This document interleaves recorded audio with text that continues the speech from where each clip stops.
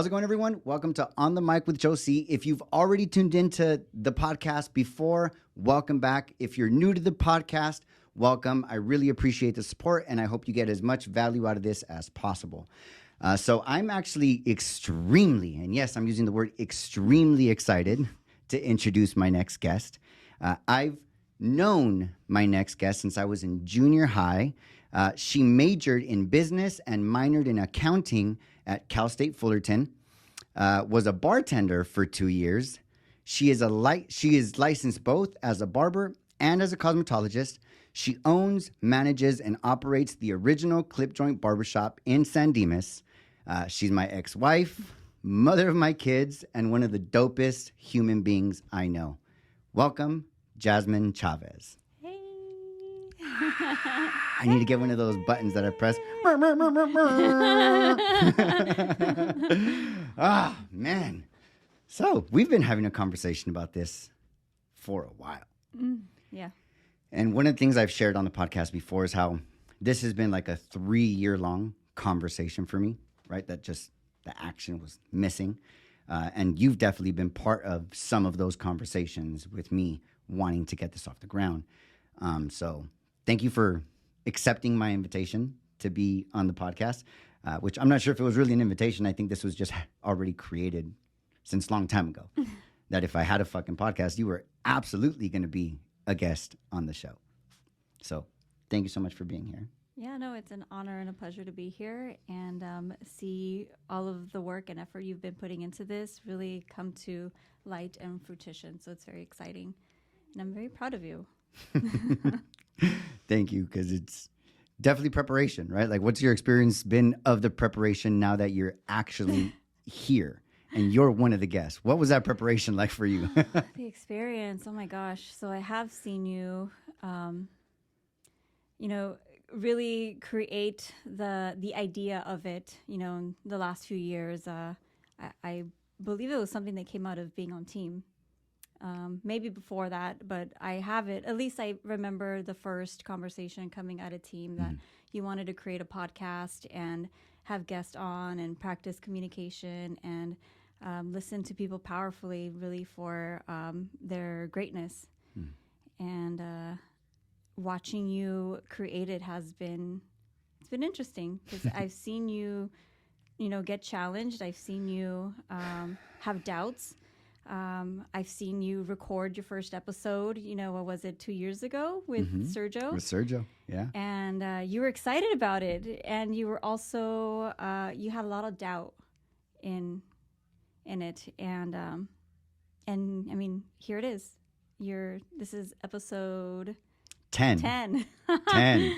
Yep, So milestone 10. episode. Yeah. And it's great. It's great. I'm glad that you're using the space and, watching you get excited. You're like a little boy in here painting the walls and putting your lights on and like getting, crafty with everything else that's in here. It's been fun and it's been an experience. So I'm very delighted to be a part of the journey. Thank you. Yeah, you've definitely been a part of the journey. You've watched the whole thing. You've contributed with this here and this there, and that's definitely been a lot of help too, especially when it comes to like lightings and aesthetics and stuff like that. So I appreciate the eye.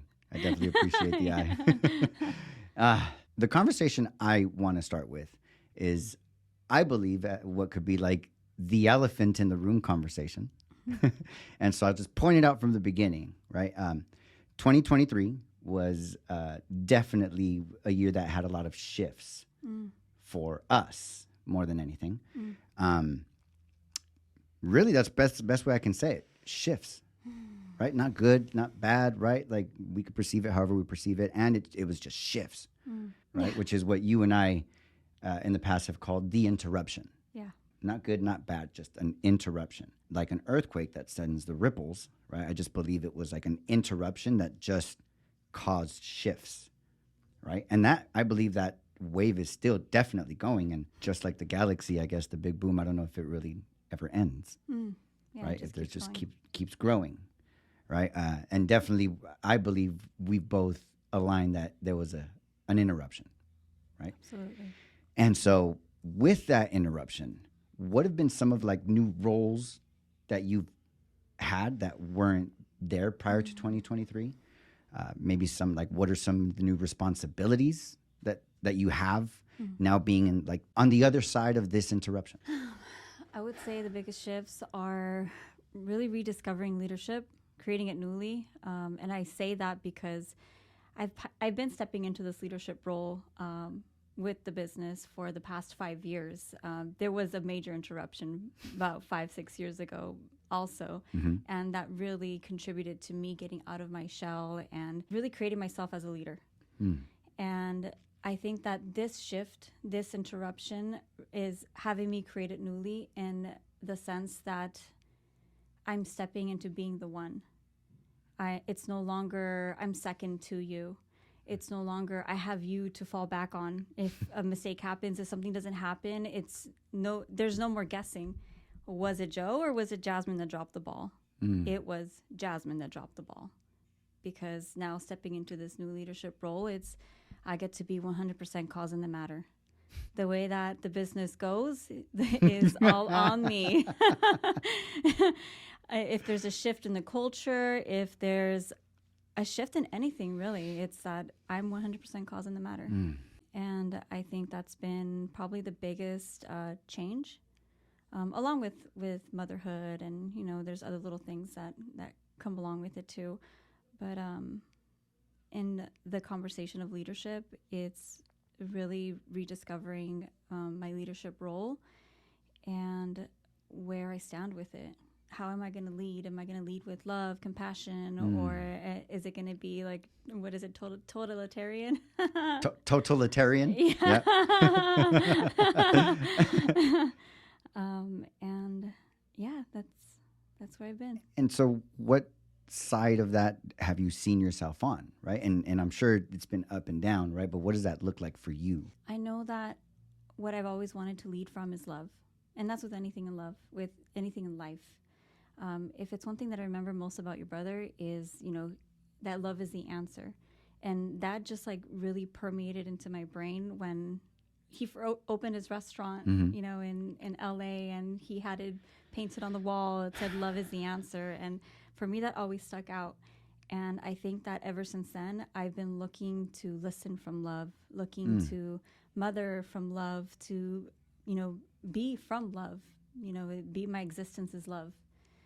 And so my leadership, I want it to come from love. I want it to come from compassion. The way that I want to lead is I'm not going to let somebody go because they're not doing their part. I'm going to try to guide them in a way where, they get it for themselves, where they can create value out of the challenges or, whatever it is that we're both dealing with in the business. Now that you're in this role where, it is all on you, right? Like you're the last stop, right? Like somebody comes to you with something, there's like, you don't turn around and you have nobody to turn around to, right? Therefore, the only place you have to turn is towards a human being that's right there in front of you, right? I know for me, 98% of my day, I'm right. Like I'm in a challenging spot, and that 2% I'm really present, right? And I can be loved. So with that said, like in the moments of breakdowns, how have you grown from those? And how have you seen love show up in those situations? So some of the situations that have come up are, when someone is expressing a concern about another barber, another employee, I try to listen to their concern and not like it's a complaint. And I try to put myself in their shoes and listen to what's important for me. What are they expressing that's important to them that they want to find workability in? And I listen from there because everyone has a concern, right? Everyone has a complaint or a racket, as we call it. And ultimately what those concerns are is something that's important to them. So for example, if someone's not fulfilling on the checklist and they feel like they're doing it all on their own, that's really what their concern is they feel like they're doing it all on their own. And it can be challenging sometimes. It's easy to create the story of there's favoritism, that barber is fully booked all the time and so they don't get told to do certain things, or they don't come to work as often or they're late. And it's like there's so much more to it. There's other people's lives involved in it. There's what's happening. There's the circumstances of their lives. There's deaths in the family. There's cars that are not available. There's different things that are going into it that I don't think everyone fully understands. And so I try to listen from the concern and also give grace to the one that is being expressed concerned about.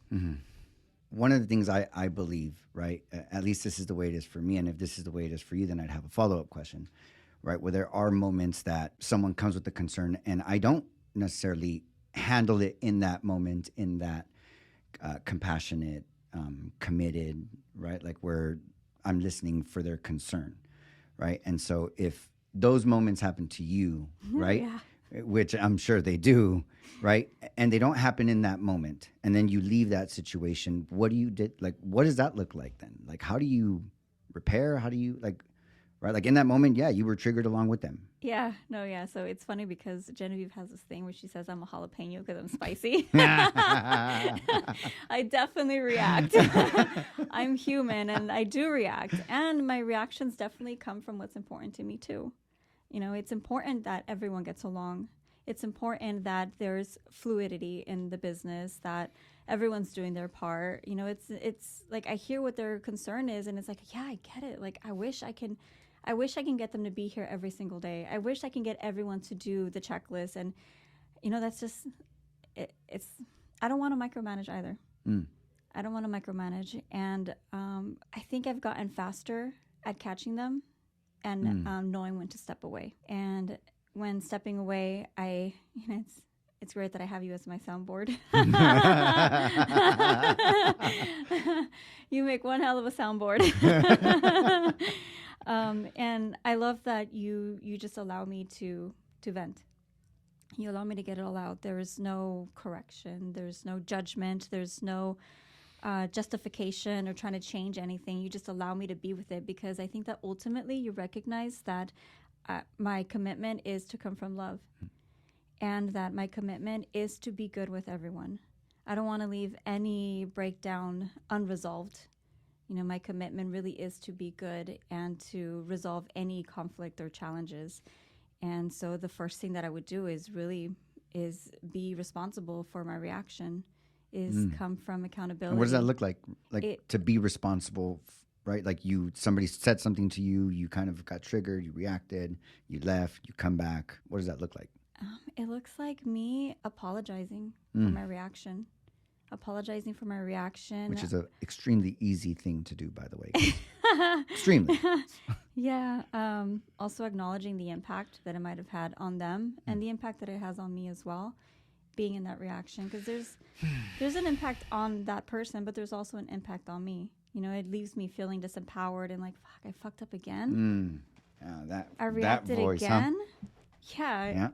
I recognize it's that voice. Disappointment, right? Like, man, like that's not what I'm committed to being, and yet I did it again. So it's acknowledging the impact and creating something newly. And, really, it's, what? I reacted. My bad. I'm sorry. It's not what I'm committed to being, and this is what I will do different. Taking responsibility is what I hear. Yeah. Right? Like just being accountable, like, fuck, I'm the leader. All right, let's go. Like, that was my bad. Yes. Yeah. And that's easier said than done. Like, absolutely easier said than done. Because, yeah, it's a practice. It's definitely something we have to develop. Yeah. And you better believe that sometimes it takes me longer than other times. Yeah. And I'm also present that it's happening faster. Mm-hmm. It's happening faster. It no longer takes a day. I can be responsible for my actions or reactions within the hour, really. So that's something I'm noticing that is happening. Yeah. And you're practicing, right? Because I really do get it's a challenge, right? Like it's going to require practice, right? And in that conversation, there's a quote I heard just earlier today before coming down here that I'd like to read. And it says, sometimes you have to go through something to develop something, right? And so what came to my mind when I heard that quote, right? Obviously knowing I was going to come and do this episode with you, was when everything happened in 2023, right? There was a shift for you within the business. I'm going to say you almost, it's like you almost had to rebuild an entire team, right? You maybe have one or two, right, that are still here from that initial team. Yeah, I know. Back in 2023. What was that experience like for you? Because sometimes you have to go through something, right? And for me, that through something came up. Right. So what was that like for you to be put in, not be put, for that to be a position, a situation you were in? So with my challenges, some of the things that came up was really the fear of not being the one, or not being good enough, or not fitting in this industry. Just doubt, imposter syndrome. And I think that I allowed that imposter syndrome to really take over me. And I say that because I acted and I was being in ways that I was not aligned with. I was not aligned with being who I say I'm going to be as a leader. And it affected in a way that one day I decided I'm going to text everybody. And this was in the middle of a breakdown. But this was like in the midst of a breakdown between you and I. Yes. And I told myself, this isn't for me. I'm not good enough. I'm never going to be as good as him. And it comes from the comparison. People constantly compare you and I. Yeah. I compare you and I. And that's another challenge, is constantly being compared to you. It's that you have this way of finessing a room when you walk in. Like, you have a way of speaking. Like, it's just, you're really good at it. You have so much charisma, and you're shiny. I remember hearing this, that you are a shiny person, and so everyone will just naturally gravitate towards you. Where I'm a little bit different. I'm a little more introvert. I'm not as outgoing, as charismatic. At least that's the story that I create, because people will constantly tell me, "No, you're great. You're charismatic. You're funny. You're just blah blah blah." And I allowed that imposter syndrome, that self-doubt of I'm not doing it as good as you, to get in the way. And I text everybody, which was my biggest mistake, because I know that texting is notification and not communication. And these types of communications are the kind of communications you want to have in person, one-on-one. So I made a mistake. I texted a group message saying that I was resigning and that I was no longer going to be a part of the Clip Joint, that I was giving my shares back to you, and I didn't want to be involved, and that if they had any questions, they can always reach out to me. ... Dun, dun, dun. And the response that I got was everybody leaving. And then, I had somebody quit over the text message. Somebody said, "Oh, well, peace. I was only here for you," which is cool, I guess. But and it just started to shift the rest of the culture in the shop.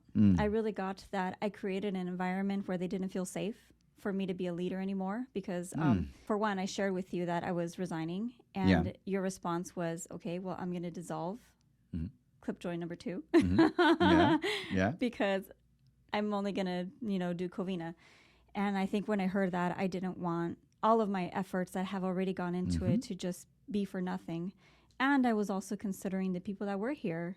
I didn't want to just dissolve something that we all worked so hard to build. And so when I took responsibility for sending out that message, it was already too late. I had already sent out the message that I was not a good leader, that this wasn't for me. And so it started to cause a shift, and everyone started to leave. And ultimately, I was left with 2 barbers. And you had how many? All chairs were full. Was it 11 chairs? 11 chairs. No, I think you have 12. 12. I have you 12 have 12. Chairs. Yes. Yeah, Covina has 11. It was probably the most challenging thing that I had to do in 2023. And also the most rewarding, because in it, I really got to discover and get grounded in who I am. And I'll say a little bit more about that later on when we talk about gratitude, because I want to acknowledge someone that really helped and contribute to me in discovering that. But I really got grounded in that this is for me. I love this. I love where I'm at. I love barbering, for one. I love being a leader, for 2. And I love the environment that I'm in. I love what I got to create being here in San Dimas, the community, everything about it, the clients, the community around us in San Dimas. I love the Covina community as well. And San Dimas for me, it's just, I don't know, it holds a special place in my heart for sure. And so in discovering that from having to grow a new team has probably been the biggest growth and win for me. But some of the things that I also got to discover in that is I can do this. It's not that difficult. It just takes having conversations, managing structures, managing follow-ups, and showing up. Really, it's really what it is. It's showing up. Which is, this is a saying that's been in my space lately, which is simple, not easy. Yeah. Right? It's simple, right? Like you manage the structures, you manage the promises, you follow up with people, right? It's simple. It's a simple way to do things, and it's definitely not easy. And there's been some great things that came out of creating a new team. You know, it created a different culture for sure. It let go of some of the things that needed to be let go of, created new opportunities for new team members to come in and old ones to return, because we do have, let me see, is it two people that returned? Obi and Michael. Yeah. So it created for them to come back as well, and really form a newfound appreciation for each other. I'm sure from them to me and from me to them, because in them being gone, you know, and looking inward, I really got to see a lot of their concerns too. You know, a lot of the concerns is you're not here enough and you're this and that, blah, blah, blah. And like, it's like, yeah, I can totally be responsible for that. 100%. And a lot of the not being here came from the fear of not being good enough, the fear of being judged, the fear of, am I doing this right? And I feel like I allowed my listening of myself get in the way with the other team. And it's unfortunate because I lost a lot of good ones too. You know, it might have been a good shift in the sense that some things needed to let go. And I also lost some really great team members. That's a lot to take in, because you have now how many? I actually have 13 now. Oh. Yeah, I have a floater, which is great. It's great. All new faces, new wins, new challenges, new opportunities for growth, a lot of new ways to play, really. So a little while ago, that's something that you shared where you said, you know, that you could be responsible for, you know, when they say like not being here enough and, you know, you're not here enough, this, that, like whatever their concerns are, right? Or whatever they're committed to, because they're committed to you being there and being around, and they just they believe the business just runs in a certain way that's more effective for them when you're present, right? With that said, I believe I get this from my experience, and I'm curious to see what your experience of this is, which is, what is it that as a business owner you believe the barbers, or even just in any business, that like as a business owner the employees like don't see, like the behind the scenes that nobody sees, right? And nobody can acknowledge. Whereas to some, it may seem like you're just on a beach every other day drinking a Mai Tai, right? With a bikini fucking, right? And your possum fucking next to you. And, you know what I mean? Like, so what is that experience like for you? One of the things that I also discovered in not being here is that it's not the amount of time that I'm here. And it's just like children, right? It's just like our kids. It's with a relationship. It's with anybody. It's that it's not the amount of time you spend. It's the quality of time you spend. And I say that because I might not have been here as often. I feel like it's pretty much the same now. And I'm a lot more impactful than I was back then. Now, in the conversations that I have, it's that I'm following up more. I'm managing more promises now. And I feel like that's some of the differences that were made. So this is an interesting topic because, yes, I really do have it that most believe that I'm either just chilling or something. And the reality is that I don't got time to chill. I'm always up to something. But I feel like that's it. Those are the kind of people that we are. Even if we're not in the shop, if we're at home, we're always up to something. And the reality is that when you're a business owner, you don't really get any rest time. Those phone calls, they don't stop coming in. If I'm at church, I'm still taking those phone calls. I'm texting with those people if I'm at church. So it it's a distraction from my life, really. It's what it is, because it doesn't allow me to be fully present at all times. And that's to my spirituality, to my children, my relationship, my parents. It's every aspect in my life. It takes me out. And it's not just the phone calls, but it's also managing the promises. It's also being with the communications, because there's 13 communications that I'm being with. Mm-hmm. There's 13 promises that 13 people's promises that I'm managing. And it's also, the constant thoughts of what to do next. Mm-hmm. And it's that one I know all too well. Yeah, because how are we going to be busy? How are we going to bring people in? Because I don't have to worry about my schedule.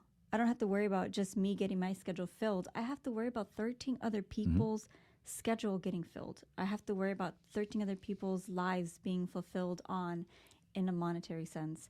And so some of those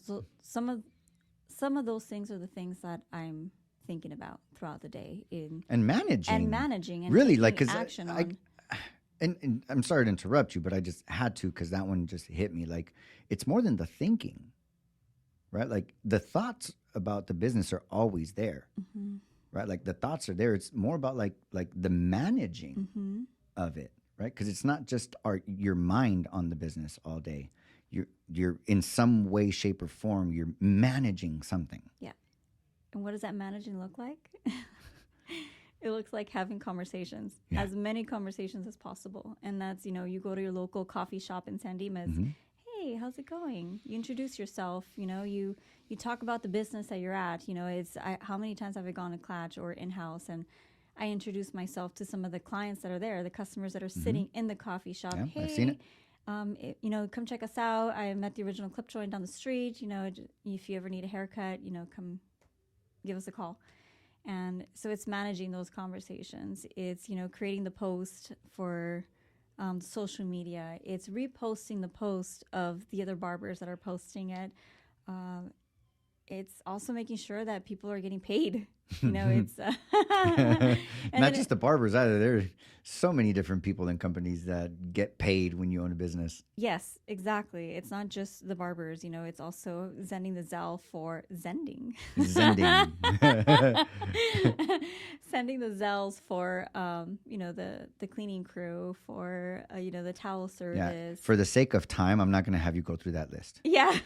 For the sake of time, you're good right where you are. Yes, yeah, because that's a long list. Yeah. And I get that one. Yeah, and it's it's also checking in with the barbers. It's asking them how they're doing and reaching out. And if I know that someone's dealing with a challenging time, I'm going to reach out and say, hey, how's it going? Is there any way I can contribute to you? So it's managing those conversations as well. Some of the other conversations that I don't think people think about is the clients. For me, I've always had it that customer service is always first. And we talk about this all the time. We're in the business of hospitality. We're in the business of customer service.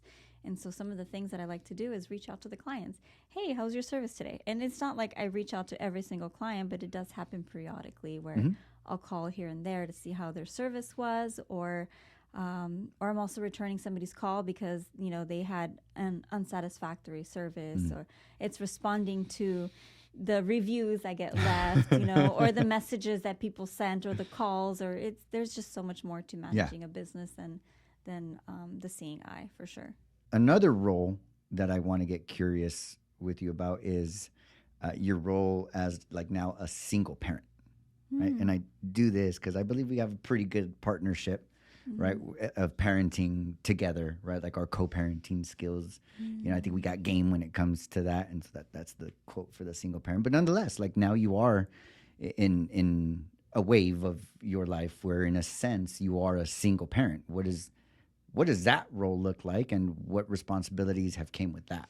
We have pretty good co-parenting, and I think it's one of the reasons why I chose to exclude that conversation, because I thought about it. It's like, that hasn't been as challenging. If anything, I feel like the kids have really contributed in making it a little bit more fluid. And I say that because I really got to see how our nurturing contributed to them being nurturing towards us. And I say that because they are so intuitive. You know, if they see me off or, you know, upset or anything, they're the ones that are nurturing me. I mean, and it's like a double-edged sword, right? Because it's exposing them to adversity at a young age, you know. And I don't know, it's like I'm happy to say that it's good adversity because of the communication that we do have with one another. And some of the challenges have been... Real quick, one thing I don't want to step over, because this came up for me right now, that I want to just acknowledge, right? Like actually acknowledge out here when it comes to growth and communication. And I'm declaring this out loud because it just came up for me right now, and it came up for me as a win, right? That I do believe our kids are intuitive, right? And I do believe that if they see one of us off, they do come and help us cope in a sense. Right? And what I want to acknowledge are those conversations we've also had with them, where we create with them that we acknowledge them being there for us, that we acknowledge them, you know, contributing to us coping with whatever we're dealing with, and that it's not their obligation. Like it's not, right? Like that we can self-regulate, right?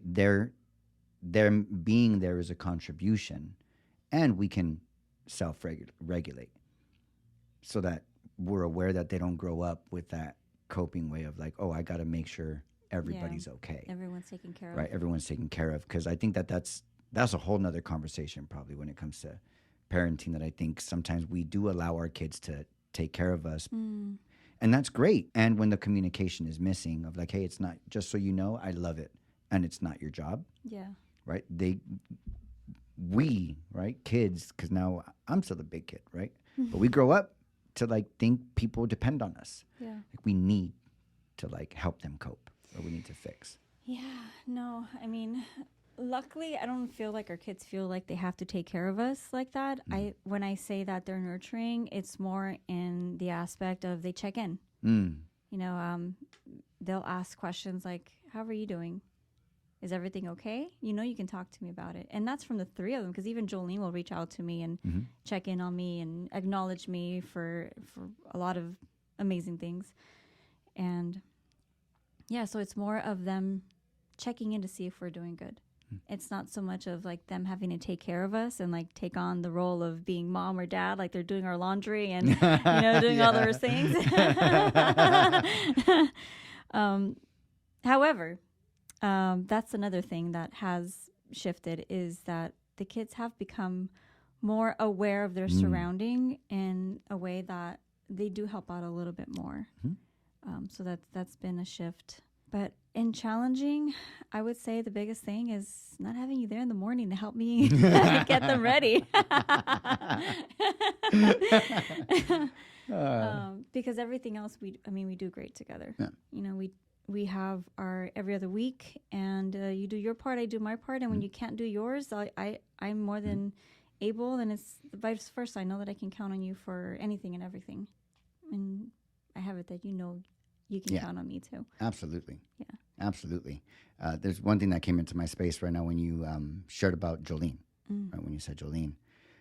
And this is a conversation I'm not sure if I've ever gotten curious about in this way with you in the 12 years I've known you. But what came up for me is, you know, Jolene is like your stepchild, right? You were a stepchild growing up. What was being a stepchild like for you? What was the experience? What were the challenges? I don't know if I gave it too much significance. And I say that now, I think that I added more significance the older I got, but as a child, I don't think I gave it any significance. I saw my stepdad as my dad. I loved him, and I know that he loved me. And I think the biggest challenges were that he was gone. You know, he's a pilot, so he was always gone. And, you know, he had to travel, especially at the beginning when I was younger. He was still working his hours to get to captain. And once he became captain, he was home a lot more often. But before that, I think that was the most challenging, is really not having him around all the time. And then also that when he would come home, my mom would kind of make him like the disciplinary. And so he became the disciplinary. And at the moment I didn't appreciate it, but now I most definitely appreciate it because it definitely helped shape me into who I am now as a person. And I think, yeah, that was probably the biggest challenge that I had. And I think that How would you say that him, like being like the disciplinary one, shaped you? Like, what is a way that now you're grateful for? taking care of my things. And I think it's really taking care of my things, having gratitude for what I have, and questioning everything, getting curious. Asking why for everything, why this, why that. Taking care of my cars. Enjoying the things in life. One thing that I remember when he was in town, when he was around, is that we'd go do the things that he loved to do. And I enjoyed doing them too. I enjoyed being there. Some of the things where he'd go skydiving, he'd go fly these like gliders off of, the little mounds in Long Beach, like the little hillsides. He'd go flying those things. We'd go rollerblading together. That's probably some of my favorite memories, is rollerblading together on the beach. He'd take us to air shows. So really savoring life is what it is, I think, what it is to be a Taurus. To savor life. Taurus. I don't know much about the zodiac, but the Taurus pops up and I'm like, okay, I kind of know a little bit about that one. Another question that comes up for me when it comes to the step parent conversation is, I'm a step parent, right? To, our beautiful son. Or at least I think he's beautiful. And like my mom says, y que chingue su madre el que diga que no. Yeah. Right?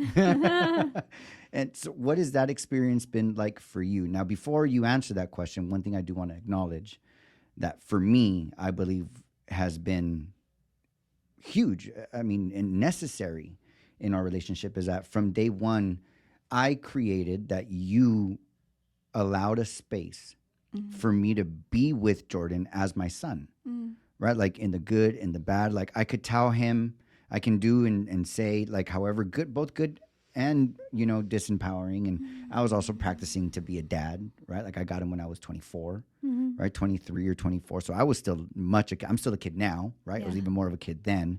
So I was still in my practice, and I really acknowledge that you created a space for me to do that, right? Doesn't mean like you never said anything, right? Like if I yelled or whatever, that you were just in the back and never said anything about it. But rather than telling me something on the spot, right? Like it usually was afterwards, right? Like we'd have a conversation afterwards, right? And so I really believe that me having that space and feeling like I could really be all around that, right? Other than the biological part, I believe really helped me in being an effective step parent, at least to wherever I might have been somewhat effective. And so what has that experience been like for you?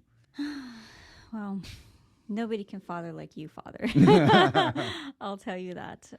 You make a hell of a dad. And it's interesting because I remember Jordan being, I don't know if he was 2 or 3 when he said it, but he came back from his dad's from the weekend. And, his dad reaches out to me and tells me, Jordan thinks that Jose is his real dad, because he said, I'm going home with my real dad. And I thought it was interesting. And I understand the concern. Yeah. And I think that, as a 2 or 3-year-old, he had it that you were his real dad because you were there for everything.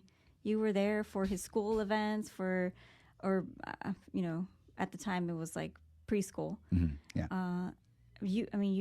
You were coaching his t-ball, I think it's what it was, or you were taking him to all his t-ball. You were doing all the things that a dad would do. And he didn't know the difference. Like he saw you as his dad. Like you were there all the time. I don't know what his thought process was. And ultimately what I'm trying to say is it's a huge acknowledgement, because I think you did a hell of a job, and you're still doing a hell of a job. And I don't know if he would be comfortable going with you for a week at a time after we separated, because he leaves with you when Genevieve leaves with you. He's gone with you. And yeah, you did a hell of a job. I'm grateful for it.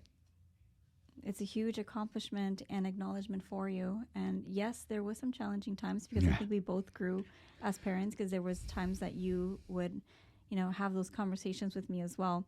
And I think that you allowing me to be a mom to Jolene is really what also contributed to me allowing you to be that way with Jordan. And also the experience of being a stepchild. because I remember experiencing being around other parents that were step parents, and it got in the way of their relationship, not just of the child, but also the parent. It almost created like a resistance between the child and the step parent, where it's like, well, you're not my real parent. You don't get to tell me what to do. And I think that a lot of that got created from the real parent creating that for them, of seeing don't talk to my kid like that, or don't do that to my child, and correcting in those ways in front of the child where it created that for them. And I think that ultimately I was trying to avoid that. And you did the same for me. And so it created a safe space for both of us to be able to parent as parents and really create that they are our children. Yeah, because they really are. I mean, they say it takes a village to raise a child, right? Like, I've always heard the story. I never looked it up, but like back in the day, indigenous people, like everybody was a parent to the child. Or like if the child was crying, somebody from the village would just pick them up and sue them as if it was their own kid. And so, yeah, I think it's definitely been great to have that space where we could just be a parent within the village. So thank you for that. Yeah. I appreciate that. One of the things that you shared right now was your stepdad being away, right? So what I got from that was that when he was there, right, you only had him for a limited amount of time. And I think it's amazing that you were able to be present to when he would be home, that he would take you out on the boat and this and that, and to do all of his hobbies and the air thing, right? So what I really hear in that is that the saying of like, quality time versus quantity of time, which you said that earlier when it comes to being inside physically in the business, right? And so for you, what does quality time look like? Quality time, I think it looks like being here in the moment. It's being present. It's having the capacity to generate this moment as this is the moment we get to create as a memory. And I say that because we don't ever feel like these moments are our memories. Not until we look back, years later and it pops up on our phone like, oh, look at these memories we had. Especially now, I'm so present to reliving those memories that we had in our house that we used to have, and our vacations, and the times with the kids and their forts that they would build, and all of these amazing. Plenty of forts. Oh yeah, plenty of forts that in the moment were not like a memory to me. In the moment, it was like, what the fuck? Clean it up. We're about to have dinner. And and it's like now looking back, it's like that was a memory. That was a memory. Yeah, it's creating memories. It's really being here now. It's being present to the opportunity and generating this moment as an opportunity for a memory. Another great story that I have is, we like to go to Anza in springtime to go flower chasing. I love that place. And we just went a few weeks ago, and the kids were just sling away at the rocks, and they were, Jordan would pick a big old rock. Look, Mom, this looks like a heart. Yeah. And then he'd pick up another one, and he'd start like using it like as a machine gun and doing the thing and like pretend playing. And I'm over here like worried, like, Jordan, don't be throwing the rocks down the hill. You're gonna hit the camper down there. And I look over at you, and you just kind of got this like Zen smile on your face. And I'm like, what are you thinking about? Like, what's there for you? He's like, man, our kids are fucking dope. And when you said that, I really stopped, and I started to think like, yeah, this is one of those moments. This is one of those moments when I'm going to look back 5 years from now and look at these pictures and be like, that was a memory. That was a memory. And I got to see that it just takes being here now. It takes generating those opportunities and creating them to be memories. And that's what creating memories looks like for me, creating value and creating memories. And I mean, if you think about it, we're sitting on a porch 20 years from now, wherever we're at, I have it. We will always be great.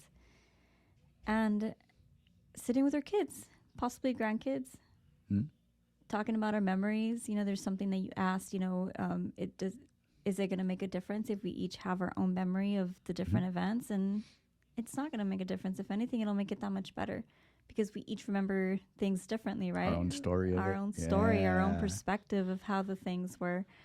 I'm sure the kids will be like, Mom was spicy that day. Jalapeno.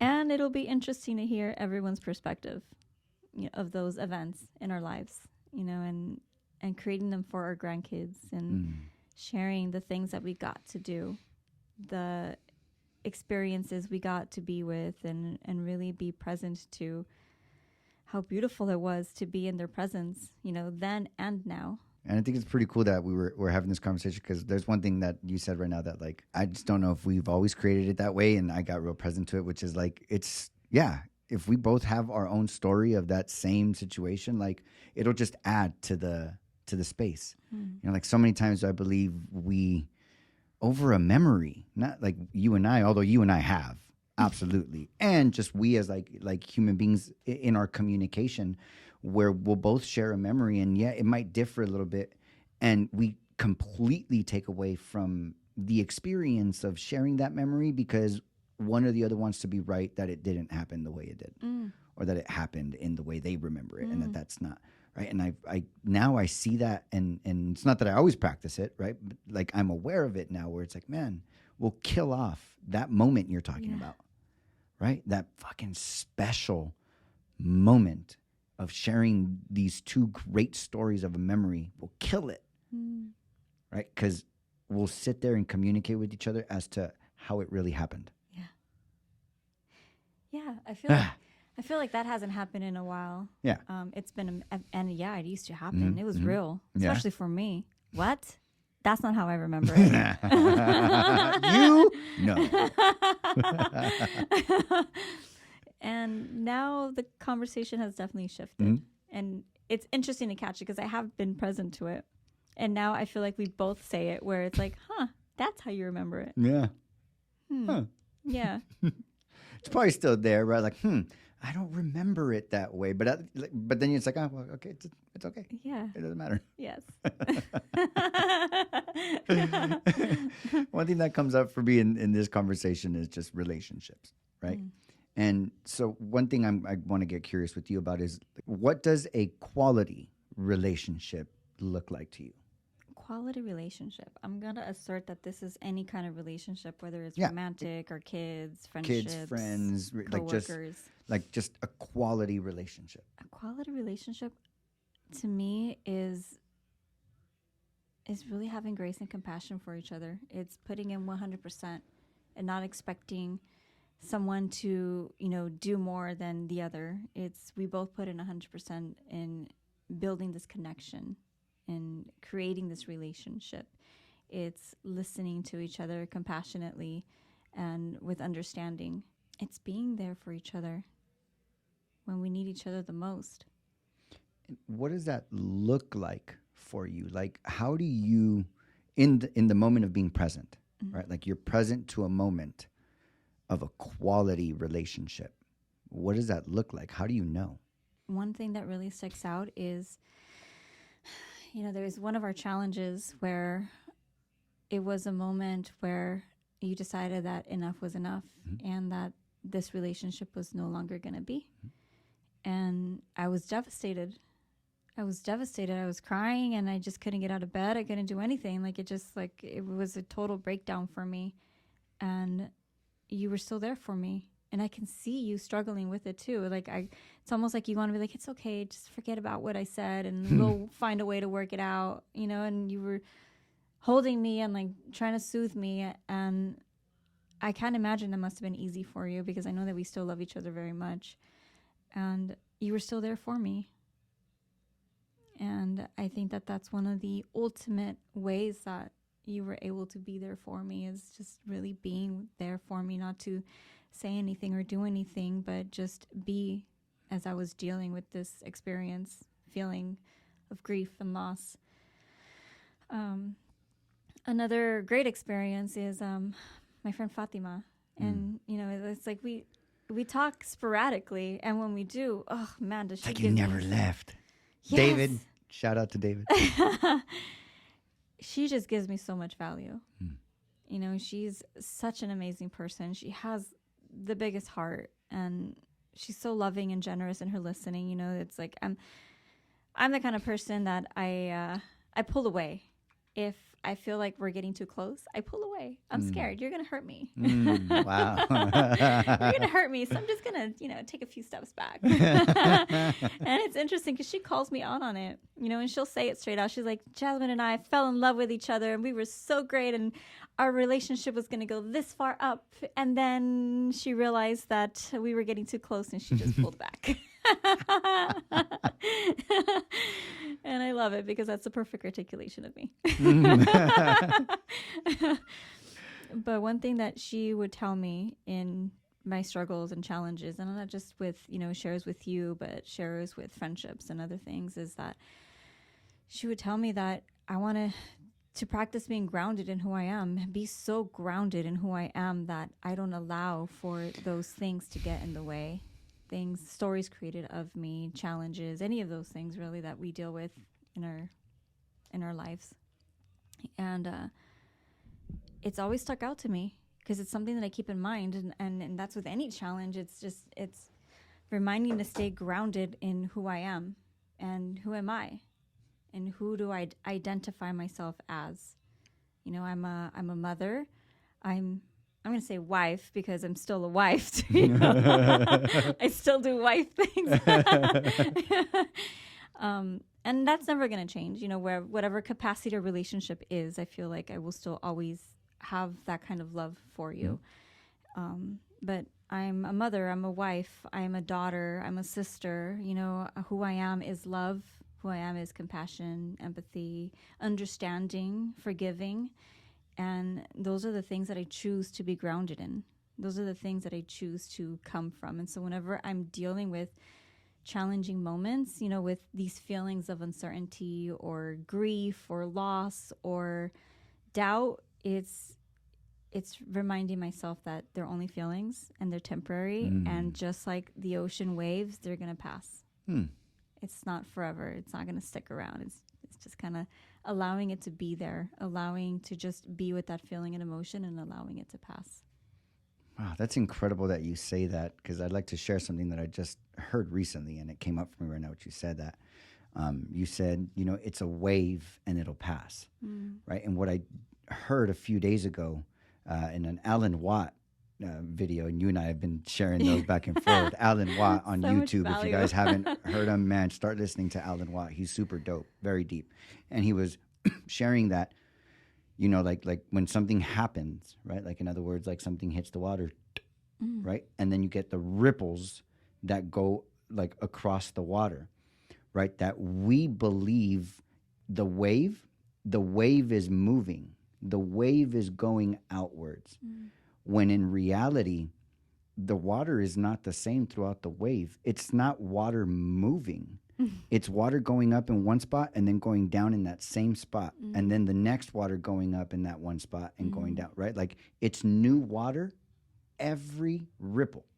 Wow. Every wave that goes across the water is its own ripple. It's not related to the ripple right before it because it's not the same water. Yeah. Right. And so like what came up for me as you were sharing that was like these emotions, yeah, they're waves. And if we think about it in that context, right, the context of that story, neither moment has anything to do with the next. Right? Neither emotion has anything to do with the previous emotion. It's its own emotion. Right? And you can just let it be its own emotion. And at some point when the ripple fades, right, that emotion will just fade. Yeah. And it always does. Right? It always does. I think scripture and, Jesus, doesn't matter which religion I think you listen to or which, that it's just that, like you're forgiven, right? Like your past has nothing to do with whatever. Just confess, take responsibility, judgment, gone, right? Sin, gone. Like it can be its own thing. I love that. And I don't know if I've heard it articulated that way, and I'll have to listen to that video when you send it to me. Yeah, I'll send it to you. Yeah. And yeah, it's not forever. And ultimately, I feel like those ripples, those feelings, those challenges, it's really an opportunity for growth. It's an opportunity to look inward and discover, why am I being triggered by this? Why am I reacting like this? Why am I feeling this way? And ultimately, what you'll find out is that it's something that's important to you. It's a thwarted intention. And it's really an opportunity to discover who you are and what's important to you, what you love, your passion, who's important to you. You know, because if someone's triggering you in some way, shape, or form, it's because that person is important to you. You know, or if their actions are triggering you, it's because it's something about myself, right? Something about me that's having me be triggered by that person's actions or way of being. You know, what am I resisting about myself that has me feeling this way? Speaking of resistance, one thing that came up for me earlier that I want to ask you about, because you said, you know, grieving loss, right? When you said that, what came up for me is like, when you lose someone or when you let go of someone, right? Like for you, what does it look like to let go of a relationship coming from love? I think that before it used to be I would just cut people off cold turkey, not having to say anything, not anything. It's just like, you did me dirty, so goodbye kind of thing. And I don't like doing that anymore. You know, I don't like to leave things incomplete. I don't like to leave conversations incomplete or people incomplete. And so lately what my practice has been is saying goodbye graciously with love.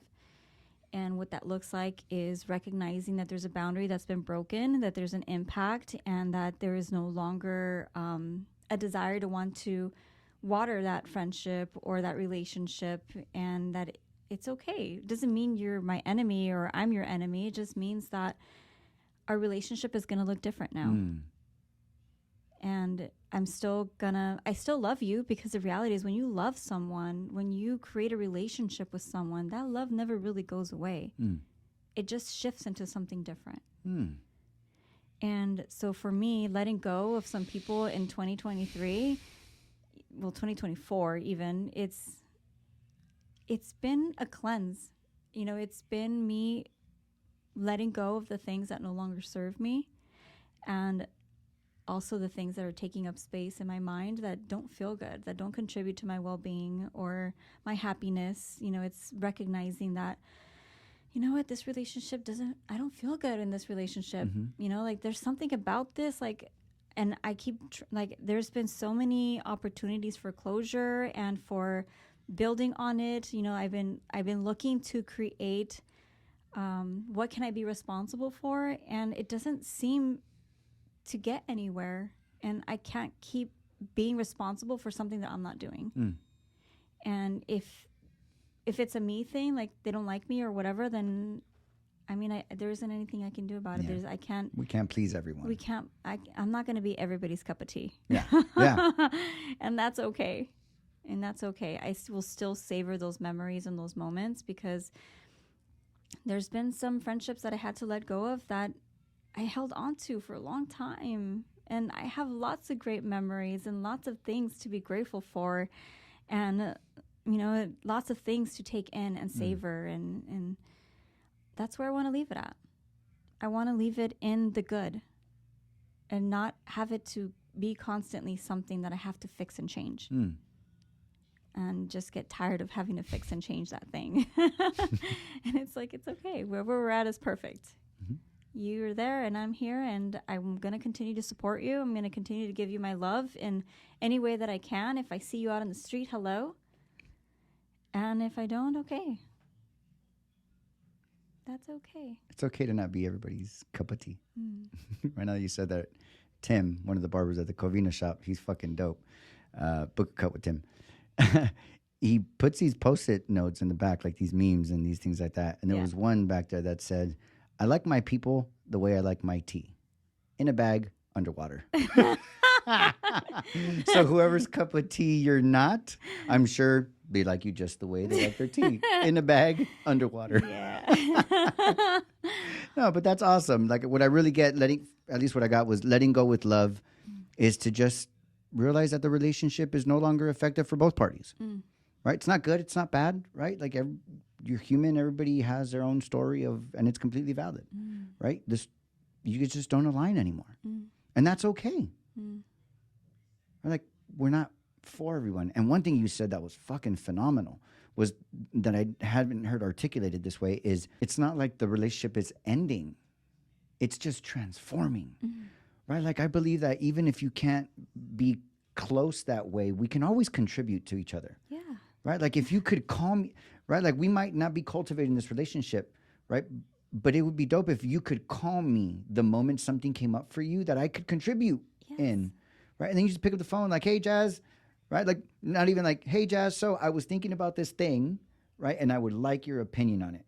And then once Jazz gives you the thing, then it's like, how are you doing, right? All right, well, thank you, love you, right? And that it can be okay to do that. Absolutely. I mean, that's what 95% of the people in our environment, acquaintances, people we relate with out here in the world. I mean, I can say that I can count my friendships on my hand. And everything past that, I still have love for the people in my surrounding. They're still amazing human beings. I'm still going to give them my love and contribute to them in the best way that I can, because ultimately that's who I am. I love to contribute. You know, I'm like waiting for someone to ask something of me. How can I contribute? And so it's interesting, you know, for people to be triggered by the goodbye when it's not really a goodbye. Like we're still going to be in each other's environment. You know, it's going to look different, and that's okay. You're still my brother. I'm still your sister. Right? Like it just looks different. Wow. Well, that was a fucking awesome conversation to cap this off on. With that said, if you can let everybody know where they can reach you at, like your Instagram or your email, anything you're up to right now that you want to kind of share. I think that right now, ultimately, I'm up to continuing to build a business and be present to the people in my environment. So my kids, my family, my coworkers, you, and continuing to grow as a person, my spirituality. A lot that I'm up to, really. It's interesting that I get caught up in the I'm not doing enough. And the reality is, like, I barely have enough time for myself. Like, I wanted to go get a manicure before this, but, like, that doesn't happen because... Show it to that one. Go like that. Look at that. You know, because I'm here and I'm there and I'm everywhere all at once. Calm down, Dr. Seuss. So I am up to a lot. Yeah. I'm up to being a mom. I'm up to being a business owner and, you know, being here for the people in my environment. That's what I'm up to. And if anybody wants to reach out, they're more than welcome to. I'd be more than happy to contribute in any way that I can. You can reach me at Alley Cat Barberette on Instagram. And that's where you can reach me. There you go. And you can also reach her at ogclipjoint.com. She is also, again, a barber. So if you need to get a cut, you could definitely go on there and book yourself into her schedule. With that said, is there anything else? No, this was fun. This was is an experience. It was fun. I was definitely a little bit nervous throughout the entire time. And I had a great time. Thank you for having me on. Thank you for inviting me to have this conversation, because it really helped articulate what I've kind of been dealing with in the last year and some months in a way that I hadn't quite articulated it yet for myself. And so it's definitely brought me value, and I appreciate that. Thank you. And thank you for that, because it did the same for me, right? Like there's definitely conversation that you and I just had on this episode that we've never had in 12 years of knowing each other, right? And that's insane. That's insane to think of, right? And so thank you for that opportunity. I really appreciate it. Yeah. Awesome. Well, with that said, guys, this is the end of our episode, and I'd like to cap off the episode by thanking our one and only sponsor at the moment, the original Clip Joint Barbershop. We have 2 locations in the San Gabriel Valley, 1 location in the city of Covina off of Citrus and Cypress, the other location in the city of San Dimas off of Arrow Highway and Eucla. And for any of you guys who are tattoo artists, lash techs, or do anything related to the beauty industry, or just need an office space, there's actually 2 rooms available at the moment for rent in the back of the San Dimas location. So if any of you guys are interested in renting out that space, it's all utilities paid for, restroom, internet, everything, plenty of parking, everything you need. Also, if you have like one of those trade businesses, you can also take advantage of the clients that are inside of the barbershop to help grow your business. And with that said, if you guys are interested in those rooms, reach out to Jasmine. you can DM her at her page, or you can DM us at the original Clip Joint on Instagram. With that said, guys, thank you so much for tuning in. For those, again, that have been tuning in, I appreciate the continued support from you guys. And for those of you who are new, I hope you got some value. I'd love to hear your feedback. DM me on Instagram at JoeCee, CEE, the barber. And I just love to hear your feedback to what you thought, if you got any value. And other than that, guys, as always, stay blessed. Smile every chance you get. Tune in, and I love y'all. Peace. Bye. Peace.